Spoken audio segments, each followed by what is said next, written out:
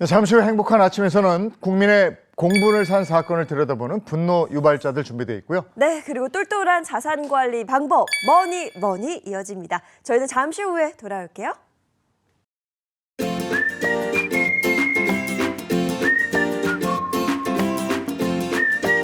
안녕하십니까. 행복한 아침 이재용입니다. 안녕하세요, 정예인입니다. 오늘은 10월 29일 화요일이고요. 분노 유발자들 준비되어 있는데 의붓 딸을 성폭행한 인면 수심의 인간 같지도 않은 범죄자들에 대한 얘기를 좀 하겠습니다. 분노 유발자들에서 이들이 제대로 벌을 받았는지도 한번 확인해 보도록 하죠. 네, 그리고 요즘은 30이 넘어도 독립하지 않은 캥거루족이 그렇게 많다고 합니다. 오늘 머니에서는요, 캥거루족 아들을 독립시키고 싶습니다 라는 사연과 함께 하도록 하겠습니다. 저 화요일의 행복한 아침 본격적으로 시작할게요.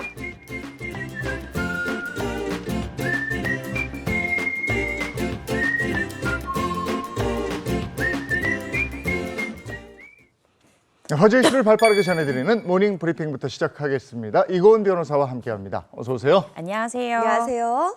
첫 번째 이슈부터 전해주시죠. 네, 보통 태풍은요, 7월에서 10월 한반도에 영향을 미칩니다. 그런데 11월 한반도 상륙 가능성이 제기됐던 21호 태풍 콩레이가요, 한반도에 진입하기 전에 열대 저압부로 약화될 것이다라는 관측이 나오고 있습니다. 네, 1977년 이후 47년 만에 11월 태풍이 되는 게 아니냐 이런 말들이 좀 있었는데요. 자세히 좀 전해주세요. 네, 기상청에 따르면요, 콩레이는 현재 이 필리핀 마닐라 쪽, 이 동쪽 해상에서 세력을 키우고 있다고 합니다.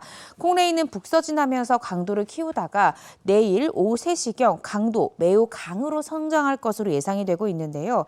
타이베이를 관통한 다음 달 1일 오후 3시경에는 강도 중으로 이 세력이 다시 약화된 후에 방향을 틀어서 한반도 쪽으로 북동진할 예정입니다. 한반도 도착 전에 세력이 약해진다니까 그나마 다행인데 그 이후의 예측은 어떻습니까? 예, 다음 달 2일 오후 3시경에는 중국 상하이에서 남남쪽으로 약 330km 떨어진 해상에서 열대 저압부로 약화될 것으로 관측되고 있는데요. 이 기상청은 태풍이 120시간 이내에 열대 저압부로 약화될 것으로 예상된다라면서 이 태풍 콩레이가 한반도 부근으로 북상하는 이례적인 11월 태풍으로 기록될 가능성을 작다 이렇게 예보하고 있습니다. 네, 11월 태풍은 피했습니다만은 이 가을에 날씨 변화가 심하다고 그러니까 네. 경각심은 늦추지 않아야 되겠습니다. 다음 이슈 전해주시죠. 네, 빚을 내서 투자하는 것을 우리가 흔히 비투라고 하는데요.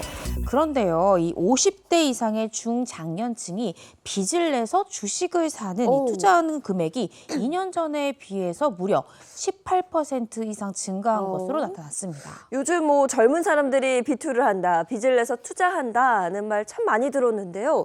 중장년층이 비투를 한다뇨? 궁금합니다.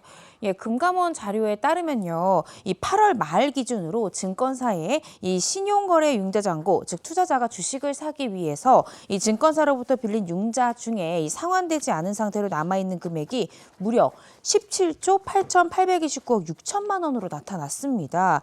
이는 2022년 말과 비교했을 때 8.3%나 늘어난 수치인데요. 특히 이런 투자 성향이 만 50세 이상의 중장년층에서 두드러졌다고 합니다.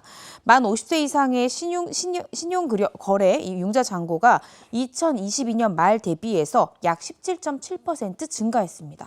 50대 이후에는 지켜야 된다 이건데 그냥 투자를 위해서 이렇게 빌렸다. 네. 2배 이상 증가했다 이거고. 반면에 젊은 층에서는 이게 좀 저조해졌다고요? 네, 상반된 결과가 나왔습니다. 20세부터 39세 사이의 이 젊은 투자자들 신용거래 융자 잔고가 2022년도에 비해서 이 올해 8월 말 기준으로 약 9%가량이 감소한 것으로 나타났습니다. 뿐만 아니라 이 투자자가 이 증권을 담보로 증권사나 금융기관으로부터 대출한 금액 중에 아직 갚지 못한 이 예탁증권 담보융자 잔고도 유사한 흐름을 좀 보이고 있는데요.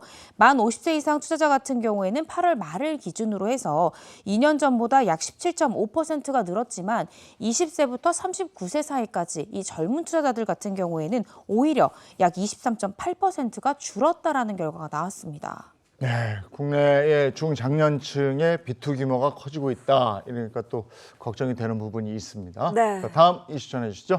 네, 경기도 남양주시에 위치한 한 금은방이에요. 이 3,500만 원 상당의 순금 팔찌를 훔쳐서 이 달아나던 남성이 시민들의 활약 덕분에 잡혔다라는 소식입니다. 일단 범인이 바로 붙잡혔다니 다행입니다. 당시 상황 어땠을까요? 네, 지난 25일에요. 이 경찰청 공식 유튜브에 이와 관련한 영상이 올라왔습니다.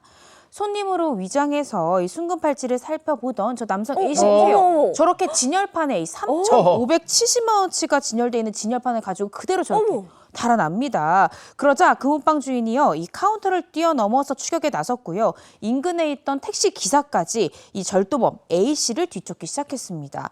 숨막히는 추격자 끝에 결국 이 A씨는 붙잡혔지만 금팔찌를 돌려준 후에 현장을 빠져나왔다고 합니다.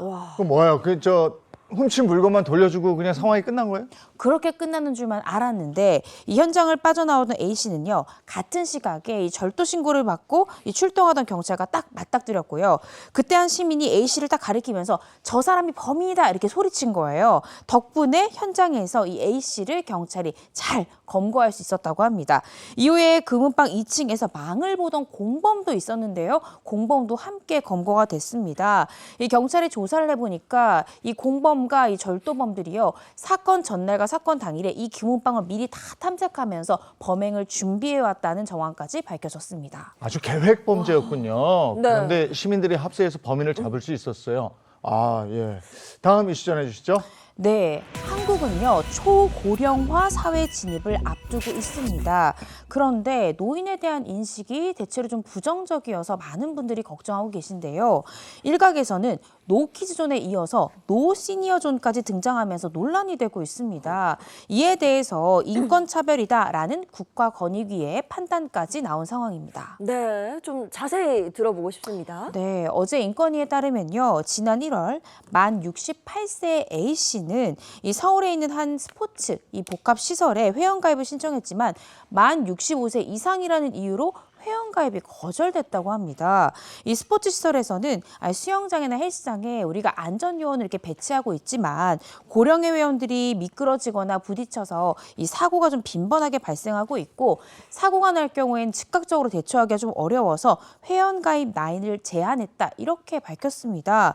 이에 이 A씨가 인권위에 이거는 부당한 차별이다라면서 진정을 제기했습니다. 네, 그렇다면 인권위의 판단은 어땠을까요? 인권위가 이렇게 판단을 했습니다. 스포츠 시설 내의 안전사고 발생률이 반드시 나라에 비례해서 많이 발생한다라고 단정할 수 없다 이렇게 봤습니다. 만 65세 이상을 일률적으로 배제하는 것은 불합리하다라는 판단을 내놨는데요. 또 이러한 일률적인 이용 제한은 일반 시민에게 고령자가 병에 취약하거나 체력이 약하고 또 부주의나 건강상 문제로 다른 사람에게 피해를 줄 수 있다는 부정적인 인식을 확산시킬 수 있다 이렇게 판단을 했습니다. 결과적으로 상업시설 등에서 노년 인구의 일률적 배제를 정당화할 우려가 있다라고 이 스포츠 시설의 회원가입은 정당하지 않다 이렇게 판단했는데요. 이 해당 시설 측에 재발 방지 대책 마련을 시급하게 촉구를 했습니다. 네. 나도 나이가 들면 노인이 되는 건데, 그럼요. 예, 더불어 함께 살아가는 세상 다시 한번 강조해 봐야 되겠습니다. 오늘 여기까지 하죠. 이고은 변호사와 함께했습니다. 고맙습니다. 고맙습니다.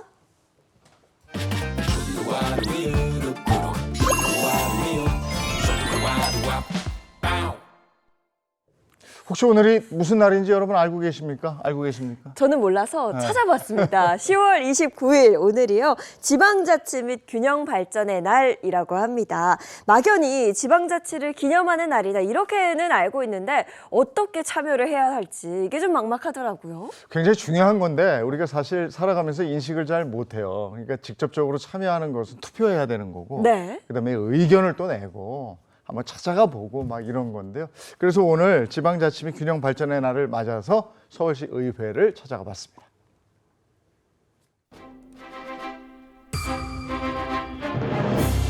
오랜만에 밖에 나왔습니다. 멀리 간 건 아니고요. 뭐 보셔서 아시겠지만 서울입니다.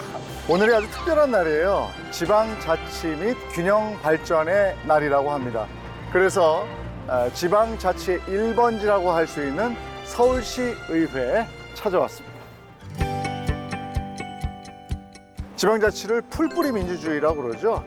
뿌리가 잘 내려야 나무가 튼튼하게 자라듯이 지방자치가 튼튼하게 자리매김해야 대한민국 전체가 튼튼해지는 거 아니겠습니까? 그래서 오늘은 서울시 의회 제11대 의회를 책임지고 있는 최호정 의장을 만나서 얘기를 들어보도록 하겠습니다.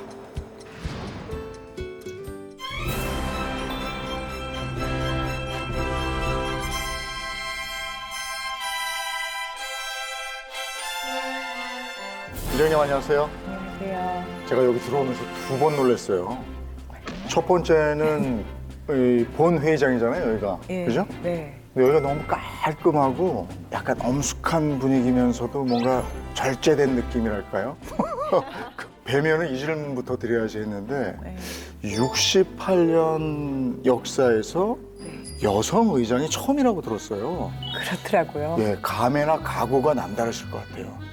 될 적에는 사실 제가 첫 여성 의장이란 건 생각도 사실 못하고 됐는데 되고 나서 보니까 의장이라는 책임감도 있는 데다가 이게 첫 여성 의장이라고 이렇게 주목하시는 분들이 많아서 정말 잘해야 되겠다 그런 각오가 있습니다. 제가 첫 의장이지만 네. 마지막 여성 의장이 되지는 않도록 잘하겠습니다. 오늘이 지방자치 및 균형 발전의 날 이렇게 네. 알고 있습니다. 많은 분들이 생소해하실 것 같아요. 예. 이게 어떤 날이고 어떤 의미를 갖는 날인지 설명을 좀 해주시면 좋겠네요. 10월 29일이 지방자치의 날인데 이게 아마 1987년 10월 29일 날 헌법이 개정되면서 지방자치가 이제 다시 시작된 날이라서 10월 29일이 지방자치의 날인데 지방자치라 함은 우리 지역의 일꾼을 우리 시민의 손으로 뽑아서 풀뿌리 민주주의를 실현할 수 있는 날 그런 날이기 때문에 아마 시민들한테는 중요한 날이죠. 지난 7월에 취임하셨죠? 예. 네. 그러면서 서울시 의회 사무처 인사를 단행하셨는데 네. 그건 어떤 의미가 있는 겁니까? 일단 인사를 하기 전에 제가 한 425명 되는 직원들을 한 분 한 분 다 만나봤어요.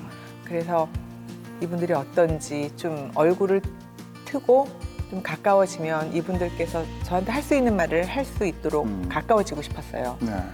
직원분들의 얘기를 듣고 제대로 판단해서 인사를 하겠다. 그런 희망이 저에겐 있는 거예요. 네. 뒷말은 안 들렸습니까? 제 앞에서는 안 들렸는데요. 서울 시민들의 그 살아가는 모습을 직접 이제 가까운 곳에서 듣고 민의를 반영하지 않습니까? 최근 서울시의 가장 큰 현안은 뭐라고 생각을 하십니까?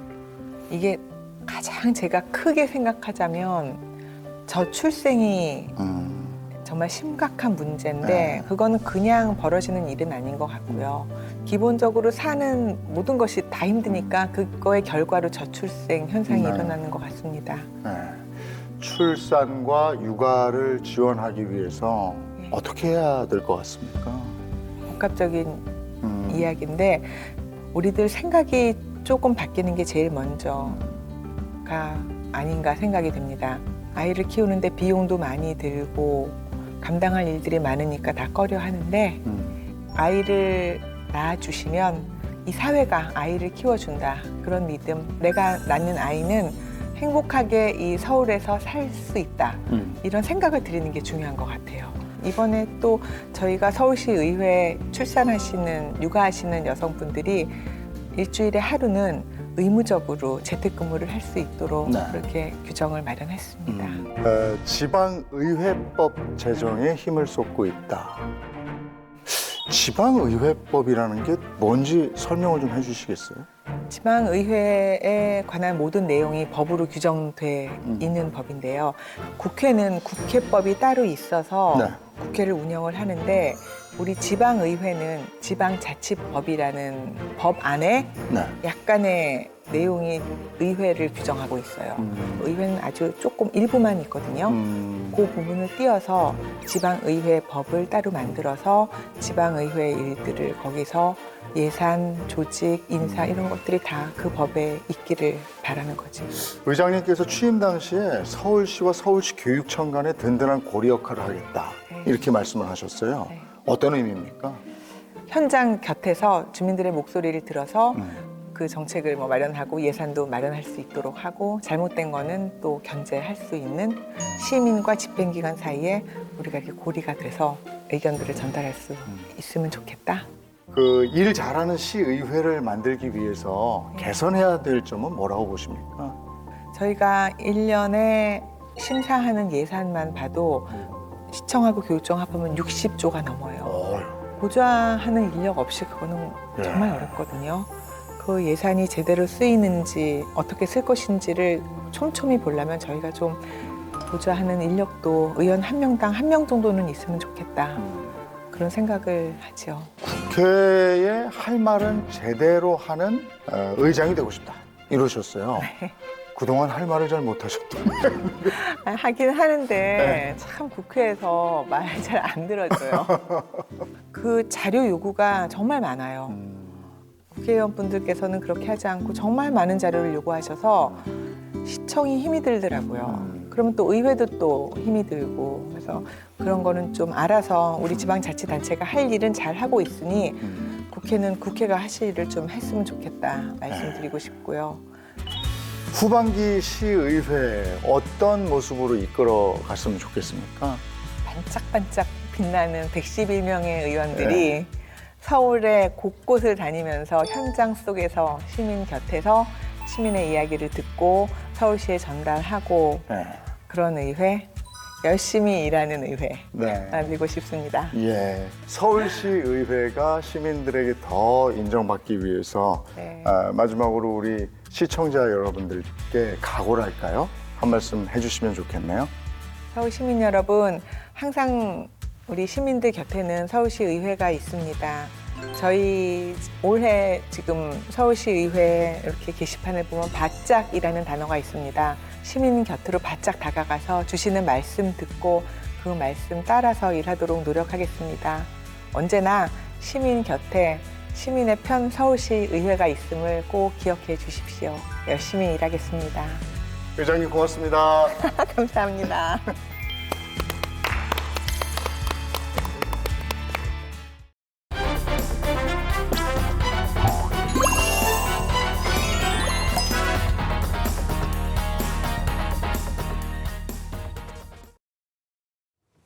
범죄자들이 제대로 된 죄값을 치를 때까지 우리의 정당한 분노를 하나로 모아보겠습니다. 분노 유발자들 이고은 변호사 그리고 방송인 김기환 씨 모셨습니다. 반갑습니다. 안녕하세요. 네, 반갑습니다. 김기환 씨가 굉장히 밝은 사람인데 오늘 우리가 다루는 내용이 그렇지가 않아요. 이게 진짜 보면 화가 날 거예요. 오늘 각오 한 말씀. 평소에 일단 불의를 보면 참지 못하는 성격인데요. 정의로운 세상에 한 발짝 더 나아간다는 마음으로 그 어느 때보다 적극적으로 공감하고 또 아파하면서 더 적극적으로 더 열심히 분노해 보도록 하겠습니다. 네, 좋습니다. 자, 그럼 분노 유발자들 본격적으로 시작을 해볼 텐데요.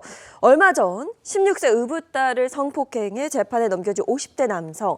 항소심에서 집행유예를 감형을 받았다는 소식이 들렸습니다. 어떻게 이럴 수가 있는 거죠? 그러니까요. 이 남성이요. 지난 2월입니다. 새벽에 잠을 자고 있던 16세 이 의붓딸을 간음한 혐의로 재판에 넘겨졌는데요. 이때 재판부는 판결의 이유를 이렇게 설치했습니다. 피해자가 큰 정신적 충격을 받아서 이 회복하기 어려운 상처로 남을 수가 있고 또 앞으로 자라나는데 올바른 인격 형성에 있어서 악영향을 미칠 것으로 보인다라면서 1심에서 선고했던 형량이요. 징역 3년이었어요. 그런데 2심에서 더 감형을 해서 징역 3년에 집행유예 5년을 선고하면서 실형을 면했습니다. 이게 아무리 내가 낳은 자식은 아니라고 해도 그래도 가족으로 함께 살고 있는데 이제 그런 파렴치한 짓을 해놓고서는 죄값도 제대로 안 치르고 감형까지 됐다. 대체 그 감형이 된 이유가 뭡니까? 그러니까 저도 이게 납득이 안 되는데요. 그러니까 16세 미성년자를 실제로 강간을 하더라도 실형을 면치를 못하는데 어떻게 친족 관계인데 감형이 됐지? 재판부가 이렇게 판단을 했습니다. 피고인이 우발적으로 범행을 했고 또 제조업을 운영하는 피고인이 그간 고용을 창출해서 사회에 기여한 바가 있기 때문에 감형을 해준다라고 한 거예요. 그러니까 이 피고인이 운영하는 회사가 투자를 받았는데 만약에 피고인이 계속해서 구속 상태가 이어질 경우에 이 투자자들이 금전적 손실을 볼 수 있기 때문에 실형을 면한다. 이게 2심 재판부의 논리였습니다.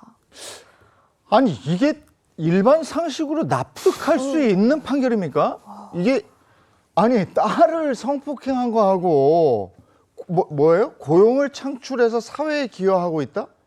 이게 무슨 관계가 있습니까? 네. 이게 야, 이 딸은 엄청난 피해를 입고 지금 정신적인 고통이 이만저만 아니고 피해자에 대한 생각은 전혀 없었던 거 아니에요? 그러니까요. 아, 정말 말도 안 된다는 말이 정말 절로 나옵니다. 이 딸이 입은 가슴속 깊은 상처와 피해 누가 책임지는 겁니까? 자, 오늘의 분노 유발자 주제 바로 공개하겠습니다.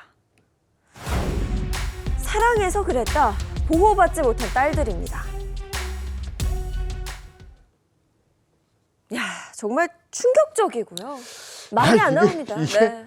이게 반인륜적인 범죄잖아요. 초등학교 5학년 때부터 무려 6년 6개월 동안 계부로부터 고통을 받은 딸의 얘기인데 자세히 좀 전해주시죠. 네, 자세히 전해드리겠습니다. 중학생 A양은요, 2016년이었던 초등학교 5학년 때부터 계부로부터 성폭행을 당했습니다. A양은 처음에는 친모와 함께 살고 있지 않았기 때문에 계부는 A양이 2주마다 엄마를 만나러 오는 것을 노려 성추행을 했고요. 2019년부터는 A양을 데려와 함께 살면서 더 노골적으로 범행을 저질렀습니다. 아니 초등학교 5학년을 대상으로 해서 그것도 엄마가 보고 싶어서 찾아오는 아이를 갖다 정말 할 말이 없는데요, 변호사님. 그러니까요. 예. 이 계부는요. 어쨌든 이 아이가 초등학교 5학년밖에 안 됐잖아요. 얼마나 엄마가 그립겠어요. 또 엄마랑 같이 사는 이 새 아빠에 대해서도 정신적으로나 경제적으로 많이 의지를 하고 의존을 했겠죠. 그 심리 상태를 악용해서 성추행이라는 정말 더러운 범죄를 저지른 겁니다. 그러니까 2주에 한 번 보고 싶은 우리 엄마를 보러 오는 아이의 마음이요. 내가 엄마를 보는 건 좋은데 가면 저 아저씨가 나를 만진다. 그 보러 가는 길에 그 아이의 마음이 어땠을지 정말 상상조차 되지 않습니다. 그런데 이 계부의 만행, 날이 갈수록 더 심해졌습니다. 이 함께 살기 시작한 후에 본격적으로 이 성폭력 범행이 시작이 됐는데요. 이 의붓딸인 A양에게 정말 입에 담기도 제가 너무 민망스러울 지경인데 피임약을 먹여가면서 이 아이를 성폭행을 했습니다. A양이 거부를 하면 폭행을 했고요. 심지어 외출을 금지시켰습니다. 그리고 엄마랑 떨어져 살다가 이제 겨우 같이 살았잖아요. 아이가 이러한 성폭력에 대해서 거부를 하면 너 가족이랑 흩어져 살게 해줄까? 이런 식으로 협박을 일삼았고요. 그러니까 아이 입장에선 도저히 견뎌낼 재간이 없었던 거죠. 당할 수밖에 없었던 거죠. 게다가 미성년자 A양에게 이 계부가 술과 담배까지 권했습니다. 억지로 술을 먹이고 성폭행을 했고요. 이런 일들이 반복되다 보니까 이 미성년자, 이 아이가 알코올 중독 증세까지 보였다는 거예요. 그리고 이후에 극단적인 선택까지 시도했지만 그런데 계부, 이 사실을 알면서도 성폭행을 멈추질 않았습니다. 아니 이게 그러니까 진짜 실제로 있었던 실화 맞는 거죠? 네. 그리고 저는 이해가 또 안 되는 포인트 중에 하나가 일단 엄마는 친엄마지 않습니까? 그러면 엄마한테 좀 이 사실을 말했으면 어땠을까 하는 생각이 드는데 어떨까요? 근데 이런 거를 그루밍 범죄라고 그러잖아요. 그러니까 너만 침묵하면 되고 네가 이거 발설하면 엄마를 가만두지 않겠다. 뭐 가족이 뿔뿔이 흩어진다. 네. 뭐 너만 조용하면 이런 걸로 아마 가스라이팅을 시켰을 거예요. 그러니까요. 사실 이 A양은 계부한테 너무 큰 상처를 네. 받았잖아요. 이때는 엄마라도 이 사실을 알았을 때 아이를 보듬어줘야 되는 거거든요. 네. 그런데 A양이 참다 못해서 이 사실을 엄마에게 알립니다. 네. 그러니까 A양이 이렇게 얘기를 했어요. 엄마한테. 엄마, 새아빠가 나 잘 때 자꾸 내 몸을 만져. 이렇게 얘기했더니 이 엄마의 반응 상식 바뀌었습니다. 무슨 소리냐. 너 잠꼬대 하냐. 이런 식으로 아이를 질책을 한 거예요. 아니, 정말 상식 밖이라는 말이 딱 맞는 것 같아요. 상식적이라면 그 자신의 친딸이 그런 일을 당했다?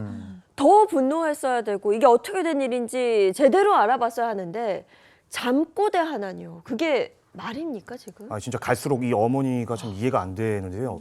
정말 만에 하나 잠꼬대였다고 해도 그러면 혹시나 하는 약간 이런 좀 의심을 좀 가져보는 게 그렇죠. 당연히 엄마로서 가져야 될 태도가 아닐까요? 네. 그러니까요. 저도 초등학교 자녀를 키우지만 아이들은 거짓말을 안 네, 하거든요. 그럼. 아이를 앉혀놓고 좀 차분히 이야기 좀 들어봤었어야 되는데 저도 납득이 되지가 않습니다. 그러니까 결국 최대 피해자는 이 아이인 건데 집에 결국엔 이제 자기 편이 아무도 없는 상황인 거잖아요. 그럼 뭐 상담소라든지 경찰에 좀 신고를 하는 게 어땠을까라는 생각도 드는데요. 그래도 이 A양에게는요. 예. 한 명의 구세주가 있었어요. 오. 바로 친아버지였습니다. 그래서 이 A양이 엄마도 도와주지도 않아 계부는 나를 성폭행해. 그래서 친아버지를 찾아간 거예요. 그리고 이 성폭행 사실을 다 알렸습니다. 그러자 이 친아버지가 용기를 내서 아이를 위해서 고소를 진행을 했습니다. 그런데 충격적인 게 이 과정에서 친모가요. 이 딸한테 고소를 취하라면서 강요하는 그런 상황까지 처했습니다. 아, 친모도 지금 제정신이 아니네요. 네, 네. 네? 여기서 고소를 취하라고요? 계보하고 그럼 한통속인 거예요. 그러니까요. 근데 저는 이 부분이 정말 충격적이었는데요. 이 친모가 어떤 말을 했는지 한번 보시면요. 말도 안 되는 말을 했습니다. 딸에게 고소를 취하하라면서 너도 좋아서 한 적이 있다면서 뭐 이런 말을 했고요. 또 고소가 진행되고 난 후에도 자신의 SNS에 이렇게 사느니 죽는 게 낫겠다. 뭐 이런 신세한탄을 하기도 했습니다. 아니 지금 뭐 가장 큰 피해를 보고 있고 상처를 받은 건 이 딸이거든요. 근데 본인이 신세한탄을 해요? 그러니까 자기가 대체 뭐가 힘들다는 건지 정말 이해가 안 되는데 이 어린 딸은 무려 6년 반이라는 긴 시간 동안 끔찍한 그런 지옥 같은 시간을 겪은 건데 이게 아무리 남자가 좋아도 말이죠. 어떻게 딸보다 우선할 수 있는지 그 요즘 말로 왜 남미세라고 하잖아요. 네. 남자에 미친 애. 진짜 이 친엄마 맞는 겁니까? 친자 검사라도 해봐야 되는 거 아닌지 이거 의심이 되는데. 네, 저도 진짜로 이해가 안 가요. 특히 아이 키우는 입장에서 정말 이해가 안 되는데요. 평소에 이 친모가 딸한테 이런 말도 했다는 거예요. 야, 너 새아빠한테 가서 애교도 좀 부리고 아빠 비위 좀 맞춰. 이렇게 평소에도 딸한테 얘기를 했다는 거죠. 그래서 아이가 집에서 얼마나 외롭고 나를 보호해줄 사람은 이 집 안에 아무도 없지 않을까. 얼마나 아이가 정말 처절하고 안타까운 상황에 놓여 있을지 너무 가슴이 아픕니다. 이 엄마도 가스라이팅을 당했거나 아니면 이거보다 더 무서운 공포 뭐 이런 게 있나? 근데 아무리 그래도 그렇지 아, 이건 아니죠. 친딸이잖아요. 네. 그죠? 이 A 양이 성폭력 상담소에 가서 했던 내용인데요. 가정의 평화가 나 때문에 깨졌다. 이렇게 자책하는 모습을 보였고요. 또 알코올 중독 증상이 심해져서 자해 행위도 하고 막 이랬다는 거예요. 그래서 한 달 동안 병원에 입원을 했답니다.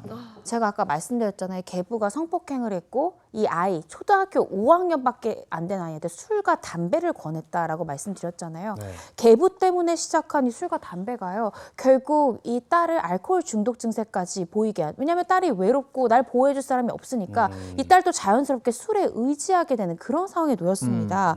A 양이 병원에 입원하고 있는 동안 A 양을 돕기 위해서 이 친부가 고소를 했죠. 네. 그리고 이제 입원한 상태에서 계속해서 수사 결과를 기다리고 있었던 거예요. 네네.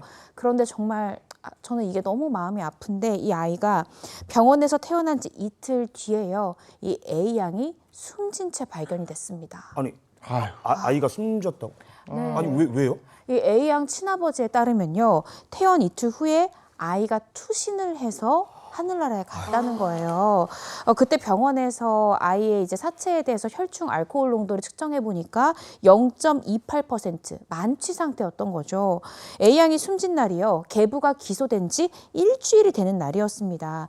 정확한 사망 원인 뭐 알 수가 없죠. 왜냐하면 만취한 상태니까 실족사를 했을 수 있고. 근데 왜 아이가 술을 마셨을까? 왜 아이가 괴로워서 술에 다시 손을 댔을까? 우리는 이 부분에 주목을 해야 된다고 생각이 듭니다. 네, 정말 충격적입니다. 계부로부터 수년간 성폭행을 당하고요. 또 강제로 알코올 중독이 됐습니다. 결국 그로 인해서 어린 생명이 스스로 이제 목숨을 끊었거든요. 너무 안타까워서 제가 이거 정말- 살인죄 적용해야 되는 네. 거 아닙니까? 그리고 이 두 사람, 이 친부는 물론이고, 이 계부는 물론이고, 네. 이 친모까지 이 인간입니까? 그래서 인간이 아닌 처벌을 내려야 되는데 네. 그 처벌이 그렇게 갔습니까? 일단 계부에 대해서는요, 이 친족 관계에 의한 중간간죄도 성립이 되고요, 미성년자에 대한 강제추행, 뭐 아동에 대한 성희롱 등등 혐의가 너무 많습니다. 이 혐의에 대해서 전부 유죄가 선고가 됐고 징역 25년형이 선고가 됐습니다. 재판부에서는요, 25년이라는 중형을 선고하면서 판결 이유에 대해서 이렇게 설시했습니다. 아이가 실족사를 했는지 아니면 극단적 선택인지는 우리가 알 수 없지만 분명한 건 이 아이가 장기간 굉장히 괴로워하면서 몸부림친 이 피해자의 모습과 아이의 죽음 무관하지 않다는 거죠. 그렇기 때문에 피해자가 생전에 겪었을 고통과 피해자의 죽음을 애도하면서 중형에 처할 수밖에 없다. 이렇게 판시를 했습니다. 그리고 말씀 주신 대로 이 친모는요. 분명히 아이가 얘기를 했잖아요. 아빠가 내 몸을 만지는 것 네. 같아. 아이가 위험한 상황에 놓일 수 있다. 놓여 있다라는 걸 알면서도 적극적인 구호 조치를 하지 않았잖아요. 이거는 최소한도 아동복지법상의 유기방임 혐의가 성립이 됩니다. 근데 이 아이가 정말로 마음이 따뜻하고 전 정말 너무 안타까운 게 엄마가 어쨌든 고소를 취하라고 계속 종용하고 아이한테 뭐 너도 좋아서 했다며 뭐 이런 말도 안 되는 말을 했잖아요. 그런데 모친에 대해서 적용된 이 아동복지법상의 유기방위 혐의에 대해서 이 아이가요. 엄마에 대한 처벌을 원치 않는다는 수사 단계 때 처벌 불원서를 제출했다는 겁니다. 너무 마음이 아픕니다. 네, 아니 끝까지 제대로 된 벌을 받게 될지 계부도 마찬가지고요. 이거 좀 지켜봐야 될 것 같아요. 그것도 엄마가 쓰게 한 거 아니야. 강요로. 네. 예. 이것도 알아봐야 될 것 같은데. 맞습니다. 자, 딸이 생전에 친아버지에게 쓴 편지가 있는데요. 제가 한번 읽어드리도록 하겠습니다. 자, 언제나 고마워, 사랑해 아빠. 제일 사랑하는 사람이 누구냐고 물어보면 아빠를 제일 먼저 외칠게. 누구보다 멋진 딸이 될게. 내 옆에 있어줘. 아, 정말 친아빠한테 쓴 거죠. 예, 그렇죠. 맞습니다. 친부에게 가슴이 네, 많이 도움을 미어지는데. 줬습니다. 나 이제 이 친부도 조금 더 물론 지금 마음이 자책하고 찢어지겠지만 싶습니다. 네. 그렇죠. 조금 더 적극적으로 개입해 줬으면 어땠을까 하는 생각도 들고. 맞습니다. 그렇습니다. 그런가 하면 또 다른 건데요. 어린 의붓딸을 네. 무려 12년 동안 성폭행을 하고 임신 또 중절 반복한 인면수심의 계부가 있었다고 그래요.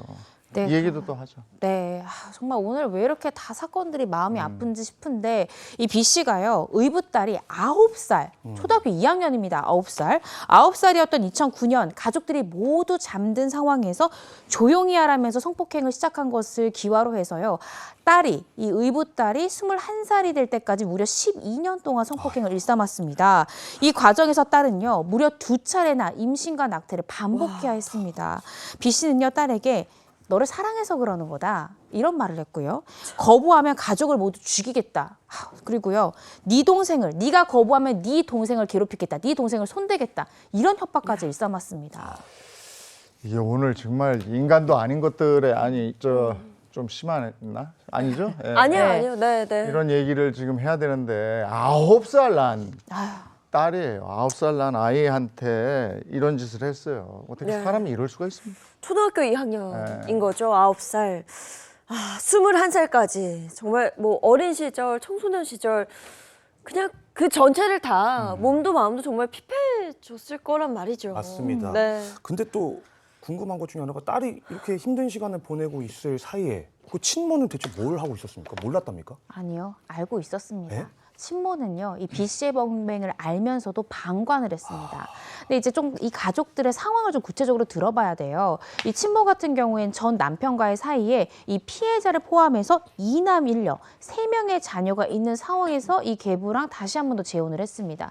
근데 이 B 씨랑 재혼을 한 다음에는 또 자녀를 4명이나 더 낳은 거예요. 그러니까 총 7명의 자녀를 부양해야 되는 그런 상황이었던 거죠. 그러다 보니까 이 어쨌든 자신과 다시 결혼을 한 이 재혼을 한 B 씨에게 경제적으로나 정신적으로나 의지를 해야 하는 상황이긴 했지만 그럼에도 불구하고 자신의 친딸이 이 B 씨로부터 이런 성폭행을 당했다는 사실을 알면서도 어떻게 방관할 수 있었는지 저는 도저히 납득이 되지가 않습니다. 이건 정말 말이 안 되는 게 뭐 어떻게 해서든지 그 딸과 계부를 좀 물리적으로 떨어뜨려 놓는다든가 그렇죠. 네. 뭐 주변에 좀 도움을 적극적으로 청한다든가 이런 노력을 했어야 되는 거 아닙니까? 당연하죠. 엄마라면 그렇게 당연히 했었어야죠. 그런데 계속해서 이 B 씨의 범행 이어지던 중에요. 딸 나이가 고작 14살이었습니다. 중학교 1학년이에요. 중학교 1학년의 나이에 이 아이 첫 임신을 하게 됩니다. 이 새아빠 때문에. 그러자 계부 B 씨가 이 14살짜리 아이한테 뭐라고 했는지 아십니까? 내 아이를 뵀으니까 넌 지금부터 내 아내처럼 행동해야 된다. 라고 이 중학교 1학년 임신한 아이한테 얘기를 했습니다. 그리고 다른 남자 만나면 죽여버리겠다라면서 이 딸을 협박했고요. 핸드폰에다가 위치 추적 어플리케이션까지 설치했다는 겁니다. 이게 완전히 미쳤군요. 네. 예? 그러니까 내 아이를 임신했으니까 아내처럼 행동하라? 야, 이게 정말 짐승도 이렇게 나네. 네, 맞습니다. 그러니까 이 피해자 같은 경우에는 내가 거부를 하면 내 동생들이 이런 끔찍한 일을 당하겠구나라는 생각이 들었을 테고 왜냐면 그렇게 협박을 했으니까요. 네. 그래서 이 모든 일을 겪고도 참아내고 혼자 상처를 받은 거거든요. 결국 근데 B 씨의 범행은요, 지난 2021년 딸이 지인에게 이 일을 털어놓으면서 세상에 알려지게 됐습니다. 결과가 어떻게 나왔을까요?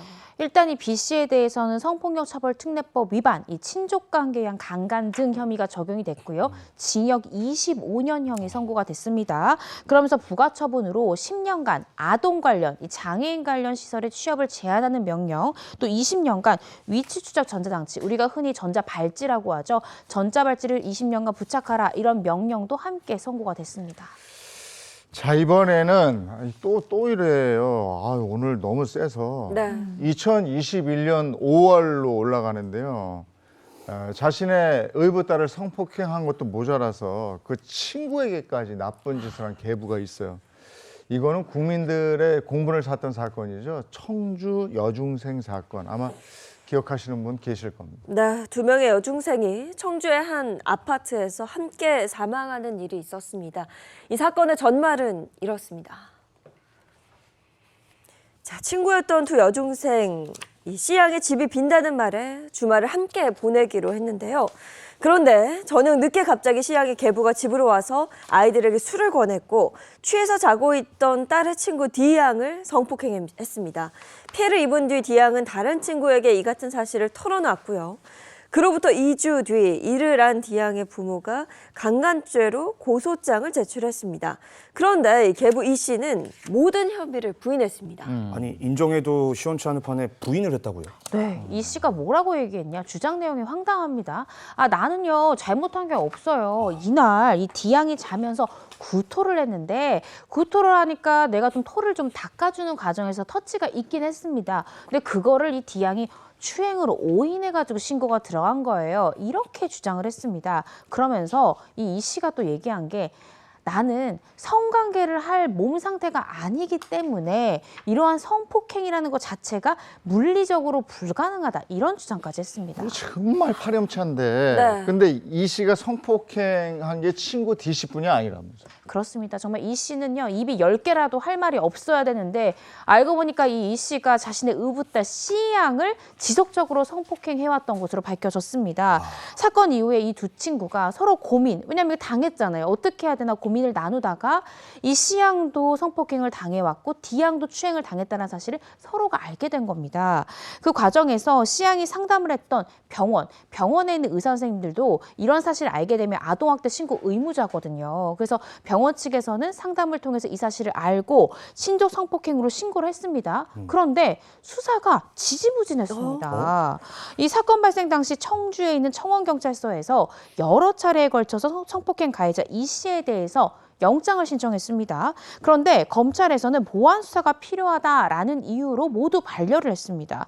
고소장을 접수한 지 한 달여 만인 2021년 3월 1일에 피의자에 대해서 경찰이 체포영장을 신청을 했는데요. 이때 검찰은 계부가 자율적으로 이렇게 임의로 출석을 해서 조사를 한번 받았기 때문에 도주 우려가 없다라면서 체포영장을 기각을 했고요.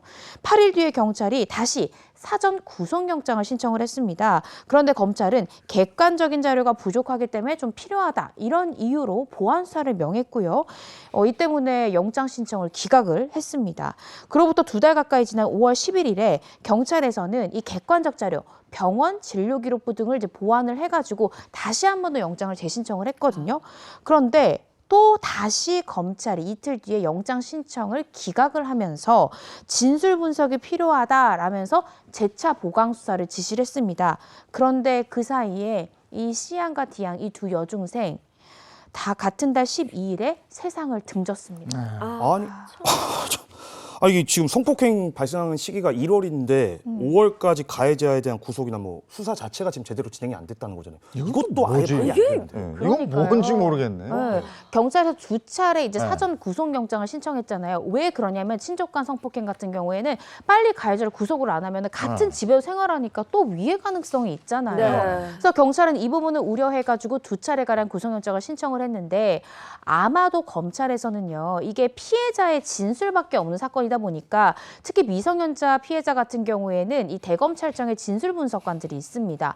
그 진술 분석관들이 이 미성년자 피해자와 면담을 하면서 진술의 신빙성이 얼마나 높은지 전문가 의견서를 내요. 이런 것과 같이 조금 더 객관적인 자료가 보충돼야 된다라는 의미로 반려된 것 같은데 네. 그럼에도 불구하고 너무 늦었습니다. 아이들 2명이 사망해버렸기 때문에 네. 검찰의 좀 지지부진했던 이런 반려가 이 피해자들을 사망에 이르게 한 또 하나의 요소가 아닌지 너무 안타깝습니다. 그렇죠. 방금 말씀하신 것처럼 같은 집에서 살았어요. 네. 성폭행 사실을 알린 후에도요. 이 씨양은 계부와 분리되지 못한 채 한 집에서 지냈다고 하니까 이게 얼마나 절망적이었을까 싶고 뿐만 아니라 이 수사가 좀 빠르게 이루어졌다면 과연 아이들이 이런 선택을 했을까? 아 정말 안타깝습니다. 절망인 거예요. 그쵸. 그러니까 집에 같이 사는 아버지한테 이런 끔찍한 짓을 당했어요. 이게 경찰 수사하고 검찰로 넘어갔는데 계속 한 집에 살으래. 아휴. 이 말이 아이가 안 되죠. 어딜 갑니까? 네. 이게 네. 공포의 공포고 절망의 절망인 거예요. 그렇죠. 우리 사회가 이 아이들을 이렇게 했다는 생각이 막 지금 강하게 들고요. 피해자하고 가해자를 이렇게 한 집에 뒀다니 이게 말이 되나 싶고 중간에 씨양의 진술이 번복됐다는 거 아니에요? 네. 그러면 계부의 입김이나 협박을 배제할 수 없는 거 아닙니까? 배제할 수 없습니다. 네. 실제 친족관계에 의한 성범죄는요. 저도 검사 시절에 수사를 할 때 아이의 진술이 오락가락 바뀌는 경우가 굉장히 많습니다. 네. 왜냐하면 친족 간의 성폭행 사건은요. 결국 진술밖에 없는 경우가 많기 때문에 중간에 모친들이 그렇게 회유와 협박을 해요. 아. 그래서 진술들이 오락가락 바뀌는 경우가 굉장히 많거든요. 결국 계부에 대한 구속영장 검찰이 청구해서 발부가 됐는데요. 이 고소장 접수 113일 만인 5월 25일이 돼서야 영장이 발부가 됐습니다. 검찰에서는요. 무기징역을 구형했습니다. 근데 무기징역을 구형하면 뭐 하나요? 너무 늦어져서 아이들이 네. 사망을 했습니다. 계부는 뭐라고 재판 과정에서 얘기했냐면 이미 피해자들 사망했잖아요. 당연히 계부는 혐의를 부인하겠죠. 자신이 억지로 수구를 먹인 건 맞다. 그렇지만 성폭행은 안 했다라고 혐의를 부인을 했습니다. 그렇지만 1심 재판부 받아들이지 않았고요. 이 계부에 대해서 1심에서는 징역 20년형이 선고가 됐습니다. 그럼에도 불구하고 계부 나 성폭행 전과 없지 않냐. 형이 너무 과도하게 높다라면서 반성은커녕 항소를 합니다. 그런데 항소심 2심 재판부 오히려 형량을 더 높였습니다. 이 계부에 대해서 징역 25년을 2심 재판부가 선고를 했습니다. 아, 검찰 구형보다 좀 적기는 하지만 그래도 2심에서 가중이 돼서 정말 그나마 다행이다라는 생각이 드는데 재판부가 그렇게 판단한 근거는 뭔가요? 네, 일단 1심 재판부에서는요. 이 씨가 의붓딸인 씨양을 상대로 한 범죄를 유사 성행위와 강제추행을 인정했지만 2심에서는 그러지 않았습니다. 2심에서는 오히려 강간으로 봐서 형량을 더 높였습니다. 특히 수사 과정에서 씨양에게 이 진술을 번복하게 하고 딸을 이용해서 친구인 D양의 동향을 파악하게 하는 등 극심한 정신적 고통을 준 행위가 피해자들이 사망케 한 주요 원인이었다. 이렇게 2심 재판부는 봤고요. 따라서 25년의 징역형이 대법원에서 확정이 됐습니다. 또한 이 딸을 보호하지 않은 혐의 아동복지법 위반으로 불구속 기소된 친모는요. 징역 1년 6개월의 실형을 선고받고 법정 구속이 됐습니다. 네. 잘못을 한 건 이제 계부인데 왜 죄 없는 여중생들이 안타까운 생명을 잃어야 했는지 너무나 안타까운데요. 자, 관련해서 누리꾼들께서 의견을 남겨주셨습니다. 한번 살펴보겠습니다. 어린 학생이 저 유서를 쓸 때 얼마나 울고 또 울었을까. 국민들이 일어나서 사형시키자 볼 때마다 울화통이 터진다. 구속 수사만 진행했어도 아이가 숨이라도 쉴 수 있어서 극단적 선택을 하지 않았을 겁니다. 책임지십시오. 이런 의견들을 남겨주셨습니다. 그렇죠. 이건 정말 공분을 살 만한 얘기입니다. 네. 그런데 그 미성년자, 특히 친족에 의한 성폭행, 지금까지 보면은 사건들이 죄다 25년형이에요. 네. 이게 이 이상 벌을 줄 수 없는 모양이에요. 그러니까 대법원 양형기준위원회에서 제시하는 양형기준 자체가 너무 낮습니다. 친족간 성폭행, 친족간 강간 사건 같은 경우에도 아이가 13세 이상인 경우에는 권고하는 가중 영역의 이 형량 자체가 7년에서 10년입니다. 그리고 13세 미만의 경우에도요. 11년에서 15년에 그치기 때문에 형량 자체가 굉장히 낮고 설사 피해자가 중간에 사망하더라도 13년 이상을 선고하도록 되어 있어서 이 양형 기준 자체를 좀 높여야지 더 큰 중형이 선고될 수 있다는 생각이 듭니다. 네. 아니 그리고 피해자 입장에서는 이게 평생 트라우마가 남는 건데, 예, 그 마무리하면서 그런 얘기도 하나 해주시면 좋을 것 같아요. 네, 그렇습니다. 말씀드린 대로요. 피해자는 평생 트라우마를 안고 사는 네. 거거든요. 저도 수사를 해보면 피해자가 이런 말을 해요. 아유, 검사님, 제가요, 나중에 앞으로 이성 교제를 어떻게 해야 될지 모르겠어요. 저는 그냥 남자라는 동물 자체를 못 믿겠어요. 라는 네. 말을 합니다. 그만큼 이 친족 관계에 의한 성폭력 사건은요, 정말 죄질이 나쁘고 저도 무기징역형 이상이 반드시 선고되어야 하는 것이 아닌가라는 생각이 듭니다. 또 이렇게 어린 아이를 성폭행하는 경우에는 뭐 아동에 대해서 성도착증이 있냐? 그렇지 않습니다. 아동이라 도착증을 한 게 아니라 반항할 수 없는 상대라는 사실을 잘 알기 때문에 가장 약한 존재를 건드는 거거든요. 네. 그래서 일반적인 성폭력 범죄보다 더 중한 처벌이 내려지는 것이 맞다라는 생각이 듭니다. 그리고 우리 처음에 이거 들어가면서 했던 거 있잖아요. 그 16세 의붓 딸을 성폭행해서 재판에 넘겨졌는데 이 사람이 무슨 네. 고용을 창출해서 사회 일정 부분 기여하고 있다라는 이유 어처구니 없는 이런 이유로 그 2심에서 집행유예 받았다고 그랬잖아요. 네. 이거 대법심 아직 남은 거잖아요. 네. 이거 바로 잡아야 되는 거 아닙니까? 이거 그러니까요. 언론에서 좀 얘기 좀 해야 되는 거 아닌가? 이 구체적인 내용은 모르겠지만 이게 말이 되나 싶어요. 이게 그때 변호사분은 누구시고 판사분은 누구시고 네. 참 갑자기 궁금해집니다. 네. 이게 어떻게 집행유예로 끝날 일인지. 자, 오늘 너무 무거운 마음으로 그냥 마무리해야 되겠네요. 네. 자, 이건 변호사와 함께 했습니다. 고맙습니다. 고맙습니다.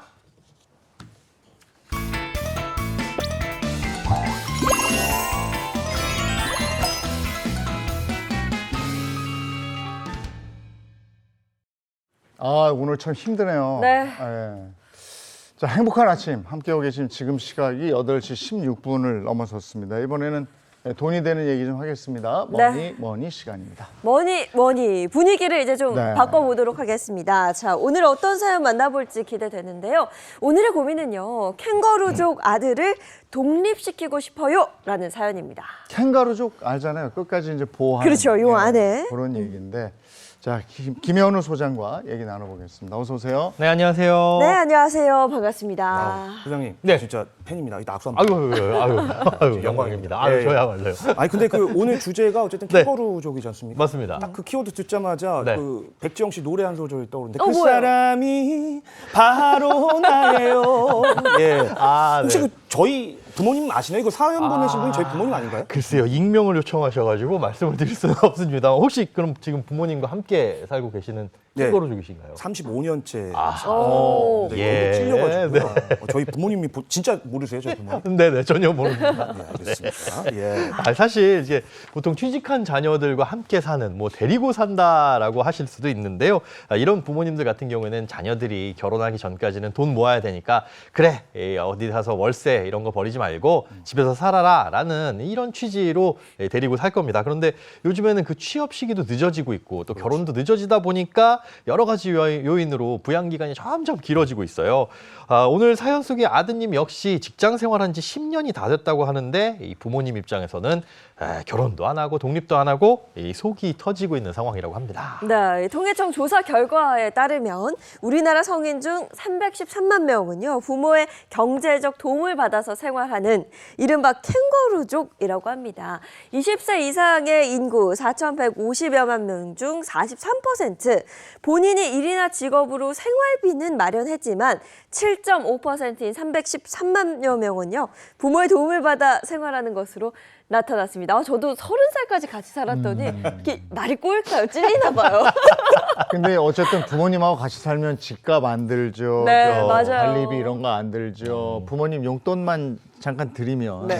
이제 그 눈치가 보여도 그러니까 딱 붙어 살고 있는 분들도 많이 있을 텐데 해당되는 거 있습니까? 딱 컨트롤 C, 컨트롤 V 복사 붙여넣기 하겠습니다. 아니 진짜 오죽하면 제 별명이 인간 껌딱지, 뭐 인간 딱풀이도 엄마가 이렇게 부르기도 하는데, 근데 이게 막 하면 안 되고 눈치껏 좀 해야 되거든요. 용돈도 조금 이렇게 드려요. 집안일 상황에 좀 맞게. 많이 거들고 그렇게 해야 됩니다. 그래야 눈치밥 안 먹어요. 기환 씨는 용돈도 드리고 집안일도 거들고 있는데 예. 이 사연 속의 주인공은 그렇지 않은가 봅니다. 자, 어떤 속사연이 숨겨져 있을지 이 사연 좀 더 자세히 들여다보겠습니다. 얼마 전 정년퇴직을 하고 소일거리 하며 지내는 60대 가장입니다. 평생 자식 뒷바라지 하느라 애쓴 우리 부부. 여행이나 다니며 노후를 보내고 싶은데 그러질 못하고 있습니다.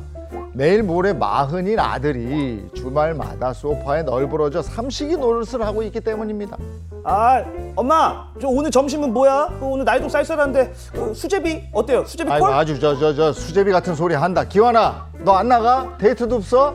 아이, 그 데이트는 무슨? 나는 그냥 집에서 엄마가 해주는 밥 먹으면서 엄마 아빠랑 노는 게 더 재밌어요. 야 이 자식아, 아니 네 엄마가 환갑이 넘어서 너 밥 차려야 되겠냐? 어? 밥을 해다가 받칠 야 네가 받쳐야지 네가. 아유, 또 우리 아버지도 내가 또 밥 안 해줬다고 또 삐졌어. 아유. 아이고 저거 능글대는 거 봐라 저거. 아버지 말 진지하게 좀 들어. 너 이제 그만 독립해. 아이, 뭘 말 또 그렇게 서운하게 하세요. 언제 먹여주고 재워줄 테니 뭐 돈이나 열심히 모으라더니 왜 한 입으로 두 말 하세요? 야 이놈아, 네가 그 나이가 되도록 결혼도 안 하고 우리 옆에 이렇게 붙어 살 줄 내가 알았냐? 남들은 손주 안고 드나들 나이에 너 어째서 이렇게 속이 편해? 아유, 할 때 되면 어련히 알아서 할까요? 예? 그리고 뭐 독립은 아무나 하나요? 아니, 그럼 뭐 말 나온 김에 집 한 채 뭐 해주시든가. 아이 보자 하니까 이놈이 너 직장 생활 10년 하면서 돈도 안 모아놨어? 아니, 그게 아니고 이제 저는 아버지 어머니랑 같이 살고 싶다니까요. 예, 같이 살자 아빵. 아빵 사랑해요. 에이고 부모 그늘 아래 사는 게 너무 편해서 아직까지 정신을 못 차렸나 싶어. 얼른 내보내고 싶은데 방 한 칸이라도 마련한 다음 독립시켜야지 않겠습니까? 아들의 내 집 마련 그리고 홀로 서기를 위한 돈 관리 방법을 알고 싶습니다. 이러셨어요. 찐 부자 케미가 나오는데요. 네. 아, 근데 마지막에 아빵 사랑해요는 조금 귀여웠어요. 야 나이 많은 네. 데서 저러면 징그럽죠. 부담스럽지. 아, 제가 곧 이제 40을 앞두고 있어서 남일 같지가 않습니다. 예, 찔리네요. 근데 기원 씨는 독립하고 싶은 생각 안 드세요? 왜 이렇게 함께 계속 사시는 건지. 아니, 그러니까 자의가 아니고 타의에 의해서 지금 못 하고 있는 상황이고 아. 결혼을 좀 해야지 독립을 할 수 있다는 그렇죠. 생각이 드는데 네. 제가 오죽하면 지금 결혼정보회사도 가입해서 그래요? 지금 오. 횟수도 한 2번 남았네요. 아, 근데 안 생겨요. 안 이게 생겨요. 진짜 어렵습니다. 아니 근데 부모님하고 저 같이 살면서 돈도 제법 모았을 텐데 나가는 돈도 별로 없을 거고. 아니, 저도 처음에는 이제 그렇게 생각을 네. 했었는데요. 막상 이제 해보니까 뭐랄까요, 수학으로 비유를 하자면 이제 정비례가 있고 반비례가 있지 않습니까? 저는 이제 반비례를 하더라고요. 예, 그리고 기울기가 몹시 가보는. 몹시 기울. 예, 그렇죠. 이게 참 희한하더라고요. 예, 이게 네. 사람이 적응의 동물이라고 돈을 모아야겠다 확고한 의지, 계획이 없으면 이게 사실 쉽지가 않습니다.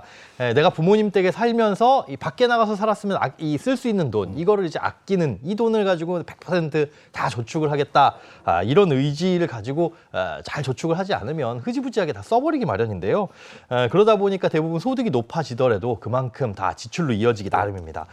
처음부터 저축해야지, 월급 좀 늘어나면 저축 좀 더 늘려야지, 이런 의지를 갖추지 않으면 사실 버는 족족 쓰게 되는 게 사람이라고 볼 수 있습니다. 맞습니다. 일단 이 사연 속 아들이 의지가 있는지 없는지 잔고 보면 답이 나옵니다. 현재 경제 상황 어떤지 한번 먼저 볼까요? 자, 아들이 현재 36세 미혼입니다. 월 소득은 세후 320만 원이고요. 근데 모아놓은 자산이 보니까 꽤 돼요. 금융자산이 총 1억 910만 원인데 입출금 통장에 5,400만 원, 청약 통장에 1,150만 원, 연금보험에 2,400만 원, 연금 저축에 1,960만 원이 있습니다. 이 형님 딱 보니까 저보다 한 살 많으신 것 같은데 그래도 생각했던 것보다는 네. 굉장히 두둑한 것 같거든요. 저는 그냥 뭐 부모님 집에 얹혀 사는 마냥 그 철부지 아들을 생각을 했는데 네. 1억 넘게 모았으면 솔직히 괜찮게 모은 거 아닙니까? 글쎄요. 1억이라는 돈이 사실 적지 않은 돈이긴 합니다. 그런데 이분 직장 생활 10년 차고요. 네. 단순히 계산해 보자면 1년에 1,000만 원, 한 달에 한 90만 원 남짓한 돈을 저축한 셈이거든요. 이게 네. 과연 많다고 볼 수 있을까요? 그러게요. 한 달에 90만 원이면 또 그렇게 말씀하시니까 네. 많이 저축한 건 아니네요. 뭐 물론 이분이 사회초년생일 때는 지금보다 월급이 훨씬 적으셨을 거예요. 그렇죠. 뭐 네. 그렇다고 하더라도 이 10년 동안 매달 90만 원 이게 이 많은 금액 아니고요. 지금 소득으로 보자면 특히나 심각한 수준입니다. 이 부모님하고 함께 살고 있고 거주비 안 나가죠. 이런 상황에서 보통 월급의 한 60에서 70%는 저축할 수 있거든요. 그렇지 못한다는 건 지출을 꽤 많이 하는 걸로 보이고 아마 지금도 지출 꽤 많을 것으로 보입니다. 아니 데이트도 안 하고 애인도 없다는데 술을 많이 마시나? 어디다 돈을 이렇게 썼을까요? 네, 그리고 저는 현재 상황 보면서 조금 의아했던 부분이요. 금융자산이 일단 1억 원이 넘게 있거든요. 네. 근데 그 중에서 5천 5천만 원이라는 큰 돈이 그냥 입출금 통장에 와, 들어가 그 있습니다. 이자도 얼마 안 붙는 그러니까요. 거의 없잖아요, 이자가. 그렇죠. 입출금 통장은 제가 이자가 없는 걸로 알고 있는데 여기다 그냥 넣어놨단 말이죠. 네, 그렇습니다. 예리하신 지적인데요. 입출금 통장이라고 한다면 보통 연 0.1% 이자 뭐 우리가 가끔 어쩌다가 은행에서 몇십 원 입금 뭐 이렇게 들어오는 거 그런 통장입니다. 그런데 이런 입출금 통장은 사실상 돈이 들어가고 나가는 이런 허브 통장으로 쓰셔야 돼요. 뭐 카드값, 교통비, 공과금 이런 것들이 빠져나가고 나서 수시입출금 통장은 늘 잔고를 제로로 두는 게 좋은데 이분 같은 경우는 여기에 돈이 절반 이상, 자산의 절반 이상이 여기에 묶여 있는 거죠. 사실상 물가가 상승하는 만큼 그만큼 돈이 깎인다라고 볼 수 있습니다. 또 그 외에 저축을 보시면 청약저축 이것도 당장 쓸 수 없는 돈이죠. 또 연금보험, 연금저축 모두 장기 상품이기 때문에 당장에 활용할 수 있는 돈이 아니라고 볼 수 있습니다. 네, 그럼 이 아들의 현재 상황을 살펴본 김에 이번에는 왜 이렇게 돈을 조금밖에 못 모으는 건지 대체 이 돈을 다 어디에 쓰는지 네. 지출 상황을 한번 보겠습니다. 자, 월 지출 약 200만 원입니다. 그중에 보험에 20만 원, 용돈과 기타 비용으로 꽤 많이 써요. 180만 원 전후를 아이고야. 쓰고 있고요. 그러니까 요거는 신용카드로 다 나간다는 얘기겠죠. 그리고 청약 10만 원, 연금보험 30만 원, 연금저축에 20만 원, 이렇게 60만 원을 저축하고 있습니다. 소장님, 네. 이거는 좀 아니지 않나. 심각합니다. 여자친구가 생기려고 해도 도망가겠어요. 일단 부모님 집에 얹혀 사는데 320만 원의 월급 중에 200만 원을 지출하고 있습니다. 나머지 120 중에 60만 원 저축하고 있는 거고 그 나머지 돈은 이제 수시출금 통장에 그냥 쌓이고 있다는 건데 저축률로 보자면 20%가 채 안 됩니다. 소득 대비 지출 비율이 굉장히 높은데 이분 같은 경우에 소득이 점점점 오르면서 저축은 늘어나지 않고 그만큼 지출만 늘어난 걸로 보입니다. 그러니까요. 그리고 제가 봤을 때는 또 이 예. 지출 200만 원 중에서 보험 20만 원을 빼면 180만 원. 네. 계획 없이 그냥 막 쓰시는 건데 특히 신용카드로 나간다? 네. 그럼 뭐 그냥 제 등 긁듯이 그냥 막 긁으시는 거 같아요. 그렇습니다. 이 형님 안 되겠네. 네, 자세한 지출 내역이 없는 걸로 봐서 이분 스스로 본인이 어디에 돈 쓰는지 모르는 상황인 것 같아요. 그리고 이거 지출 상황 보세요. 부모님한테 얹혀 살면서 본인 용돈은 있는데 부모님 용돈 용돈은 없어요. 그러네요. 항목이 아예 없어요. 그게 보이시는구나. 네. 이거 이래서 되겠습니까? 예. 지출 관리부터 제대로 해야 되는데 어떻게 하면 좋을까요? 맞습니다. 이분 일단 용돈 180이라고 하셨는데 너무 과하죠. 과해요. 용돈의 네. 개념부터 또 바로 잡아야 될 것 같아요. 카드, 신용카드 내역서를 보시면서 내가 돈을 어디에 썼고 얼만큼 쓰고 있는지 파악하는 게 일단 우선이고요. 의식주와 관련된 기본적인 소비 외에 이제 용돈의 부분을 좀 분리해야 됩니다. 이 용돈이라고 한다면 통제가 가능한 내가 쓰지 않아도 생명 유지에는 크게 지장이 없는 그런 소비라고 보시면 되는데요. 뭐 커피라든가 뭐 유흥비, 친구들 만나가지고 마시는 술값 이런 것들이 이제 용돈이라고 볼 수 있겠는데 이런 걸 이제 한 달에 한 40만 원 정도 잡아보고 일주일에 10만 원만 써야지 이런 노력, 지출을 줄이려는 노력이 필요합니다. 그러게요. 한 달에 180만 원을 쓰다가 40만 원으로 주면 그만큼 한 140만 원의 여유가 생기는 거잖아요. 네. 그 돈으로 추가 저축을 하면 참 좋을 것 같은데 그 흔한 적금 통장 하나 지금 없잖아요. 그렇죠. 맞아요. 지금 저축을 월 60만 원씩 하고는 있는데 지금 보시면 뭐 청약, 연금 저축, 연금 보험이거든요. 네. 이거는 장기적으로 봐야 하는 상품이라서 당장 내가 활용할 수 있는 그런 자산이 아닙니다. 그렇죠. 수십출금 통장에 돈이 많이 쌓여 있으니까 아우 여유 있어라고 본인 스스로 생각할 수 있는데 이분 같은 경우에는 부모님이 처음에 사회초년생 때 너 이거 가입해. 라고 했던 거 그대로 그냥 유지하고 계신 것 같아요. 그러니까 저축이 안 늘어나죠. 그런데 이 180만 원 용돈에서 40으로 용돈을 줄였다고 하더라도 나머지 140이 전부 여윳돈은 아닙니다. 여기에는 교통비, 뭐 통신비, 식비 다 쌓여 있겠죠. 이런 것들을 얼마나 쓰는지를 파악하는 게 우선인데요. 예를 들어 뭐 출퇴근만 하더라도 교통비 한 10만 원, 뭐 식비만 하더라도 한 20만 원 이렇게 들어갈 거잖아요. 이런 기본적인 고정 지출이 얼마인지 한 두세 달 정도는 별도의 신용카드를 만들어서 그걸로만 사용을 하시는 게 좋을 것 확인해 같습니다. 보는 거죠. 예. 내가 얼마나 쓰는지 알기 위해서 신용카드를 적극 활용한다. 그리고 그 내역을 뽑아서 확인한다. 예, 이렇게 보면 되겠네요. 네, 그렇습니다. 굳이 가계부 같은 거 쓰지 마시고요. 이 밥 먹을 때나 대중교통 탈 때는 줄일 수 없는 소비니까 신용카드로 지출을 하시고 뭐 커피를 마신다거나 아니면 친구들이랑 술을 마시러 갔다. 그러면 용돈용 체크카드 이걸로만 지출을 하시면 내가 고정 지출은 얼마고 용돈은 얼마고 이게 평상시 얼마 쓰는지가 명확하게 구분이 되는 거죠. 하지만 그냥 파악만 하는 걸로는 부족합니다. 일단 최소한 월급 320 중에 200만 원 저축 저축한다. 이거 목표로 잡고 보험료 포함 고정 지출을 80만 원 그리고 용돈은 40만 원 합쳐서 120만 원 이내에서 쓰도록 조금 노력을 해야 됩니다. 네, 자 이렇게 월급을 어떻게 잘 써야 할지 급한 불은 껐습니다. 그럼 이제 다음 단계로 넘어가 봐야죠. 아까 아버지는 빨리 독립시키고 싶어 하신 거잖아요. 그러면서 방을 한 칸이라도 마련해 줘야지 또 이런 책임감을 가지고 계신단 말이에요. 근데 부모님이 이렇게 하긴 좀 어려운 상황 아닙니까? 당연하죠. 형까지 바라면 진짜 양심이 없는 겁니다. 예, 저는 그 정도까지는 아니고요. 네. 근데 아버지가 지금 소득이 있는 상황도 아니고 또 정년퇴직도 하셨잖아요. 그렇죠. 노후 준비를 하셔야 되는데 아들 집을 사주면 안 되죠. 예, 누차 말씀드렸지만 나의 노후와 자녀, 저울질할 때는 무조건 자녀를 버려라 라고 말씀드립니다. 버려라. 예, 10년 차 직장인이고 지금까지 모아놓은 자금이 사실 있기는 있어요. 뭐 충분하다고 볼 수 있을지 없을지 모르겠지만 집을 사는데 그럼 얼마가 필요하냐 이걸 좀 살펴봐야 되는데요. 자금이 충분하지 않으니까 대출을 당연히 받아야 되겠죠. 이렇게 대출을 받을 때는 이 금리가 낮은 것부터 정책자금 대출부터 봐야 되는데 가장 이제 금리가 낮고 이 조건이 좋은 게 디딤돌 대출입니다. 그리고 보금자리론, 일반 대출 이 순서대로 알아보시면 되는데 아쉽게도 미혼인 경우에는 독립세대주라고 하더라도 디딤돌 대출은 한도가 적게 나와요. 그러니까 이분 같은 경우엔 뭐 금리가 조금 높더라도 보금자리론이라든가 아니면 일반 대출을 알아보시는 게 순서라고 볼 수 있습니다. 아니 이게 정말 그렇더라고요. 대출도 기혼자가 더 유리합니다. 아무래도 네. 딸린 식구들이 있으니까. 그렇죠. 뭐 정책 대출이라는 게 어떤 한도가 있고 기금의 제한이 있잖아요. 그러다 보니까 급한 분 먼저 이제 지원을 해주는 건데요. 이분 같은 경우는 현재 1억 원 정도 모여 있으니까 그리고 한 번도 내 집을 가져본 적이 없으니까 생애 최초 주택자금 대출을 활용하시는 게 좋을 것 같아요. 무엇보다 가장 좋은 거 대출의 한도가 예. 집값의 80%까지 나온다. 이게 가장 장점입니다. 진짜요? 그러면 만약에 가령 10억짜리 집을 구매를 한다. 예. 그러면 8억까지 대출이 나오는 거예요? 그렇죠. 이론적으로는 그런데 한국말은 끝까지 드셔야 돼요. 집값의 80%를 해준다고 해서 뭐 100억짜리 건물을 그럼 사가지고 내가 80억을 대출받을지 이건 안 돼요. 네, 왜냐하면 우리나라엔 DSR 규제가 있기 때문인데요. DSR이라는 게 이제 소득 대비 얼마의 원리금을 상환하느냐, 부채 상환 비율이 얼마냐, 요걸 따져보는 겁니다. 그런데 만약에 5억짜리 주택을 사면서 생애 최초 주택자금 대출을 받는다. 이거 80% 대출 가능하다고 했으니까 이러면 얼마를 받을 수 있는 거죠? 자, 5억에 80%면은 4억 원을 대출받는 거죠? 그렇습니다. 예. 4억 원을 연 3.5%의 금리로 30년 만기 대출을 받게 되면 한 달에 내야 될 돈이 약 180만 원입니다. 자, 이 아들분 소득이 320만 원인데 여기서 180만 원 대출 원리금 빼고 나면 140만 원이 남죠. 빠듯합니다. 이걸로 생활해야 되는데 빠듯하다. 이것도 문제지만 DSR 규제 때문에 이만큼 대출을 받을 수도 없습니다. 만약 이 금융권에서 대출을 받는다고 해도 DSR이 한 50%까지 나오거든요.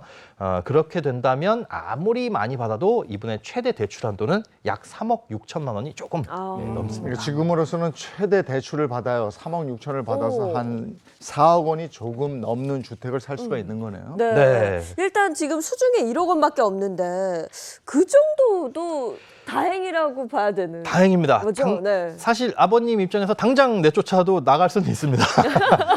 물론 이제 이후에 얼마나 더 모으냐, 또 소득이 얼마나 더 늘어나느냐에 따라서 대출을 받을 한도도 달라질 텐데 일단 소득에 변화가 없다, 320만 원 그대로 유지된다라고 한다면 3억 6천만 원 대출이 가능하겠죠. 이 전제하에 앞으로 이 당장 활용할 수 있는 돈이 약 5,400만 원 정도 있고요. 그리고 매달 100만 원씩 2년 동안 모은다면 2,400만 원이 추가되니까 뭐 2년 후에는 4억 4천만 원 정도 되는 집은 살 수 있는 거고 200만 원씩 모은다라고 한다면 2년 뒤에는 4억 6천만 원 조금 넘는 그런 집을 살 수도 있는 겁니다.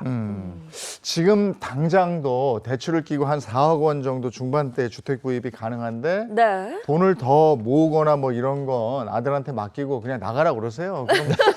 그럼 될 것 같은데. 맞는 말씀이긴 한데 갑자기 한편 또 이런 생각이 듭니다. 이렇게 뭐 아들이 독립한다고 해서 금세 뭐 여자친구 만들어서 독립하겠지 이런 생각하시는 건 아니죠? 아니 근데 사람이 어느 정도 결핍이 있어요. 누군가를 만나고 이제 주변에 보니까 내 독립된 공간이 생기면 이 좋은 공간에 누군가와 함께 있고 싶다 또 이런 생각도 하더라고요. 생기지 않을까 싶은데. 글쎄. 독립을 해야 결혼을 할 수 있다. 네. 이게 뭐 약간 닭이 먼저냐 달걀이 먼저냐 이런 느낌인데 저는 반대로 생각했는데 그럼 제가 독립을 해야 되겠군요. 네, 독립하시면 결혼 가능할 거예요. 소개 좀 해주세요. 근데 어떤 상황이든지 의지가 있으면 하죠. 네. 못 하는 게 아니고 또 안 하는 거 아니에요? 맞아요. 안 하는 걸로 되겠습니다.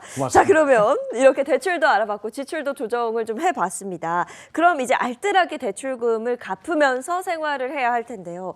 독립 후에 추가로 드는 비용이 바로 생활비입니다. 네. 이 부분에서 소장님 예산을 조금 새롭게 다시 좀 꾸려봐야 될 것 같아요. 맞습니다. 앞서 말씀드렸던 뭐 생활비 요만큼 해서 쓰세요, 저축은 이만큼 하세요라고 하는 건 지금 상황에서고요.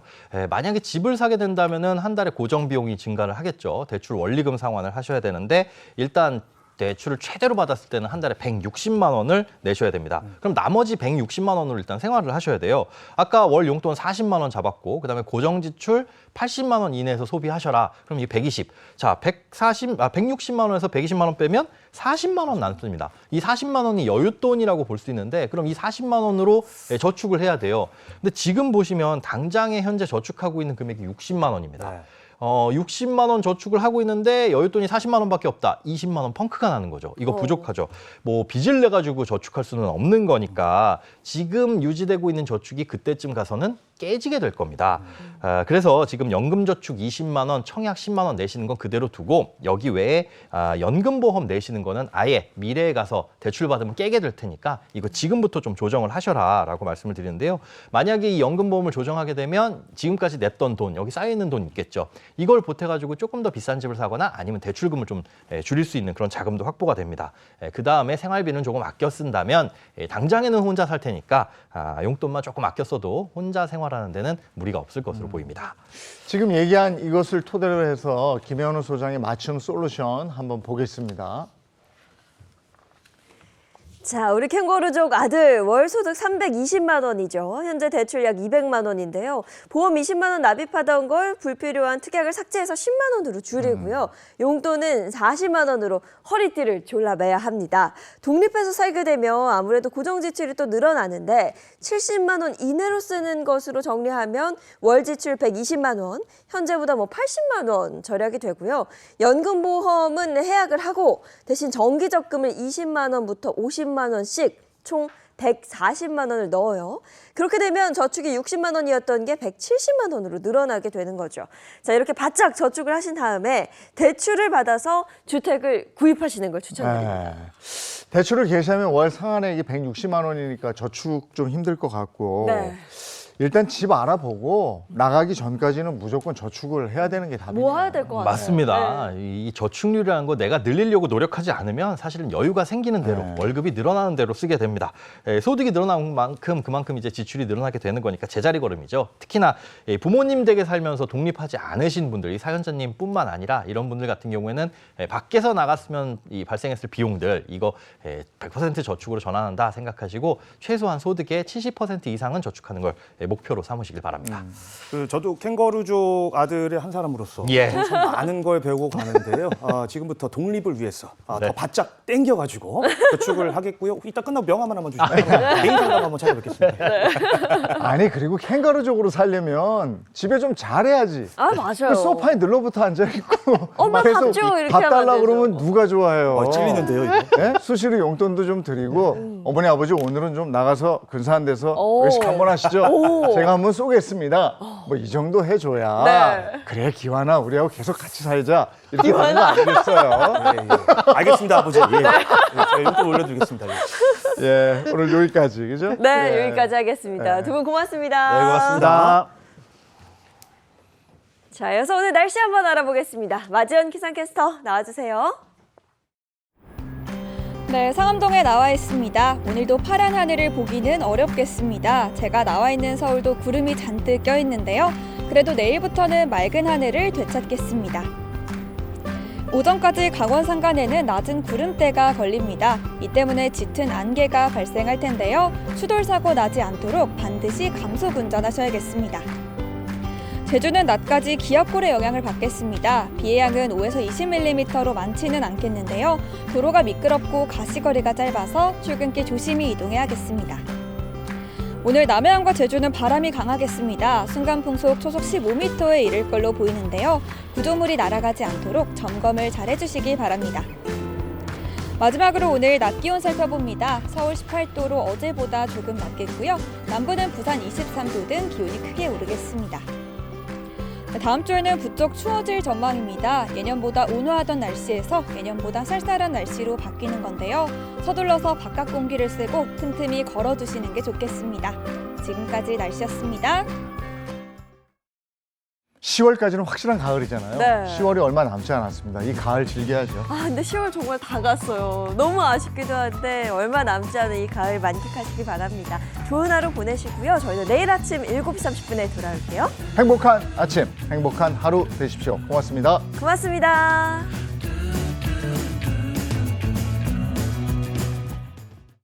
즐겨봐 너의 세상 플레이 더 넥스트 채널 A.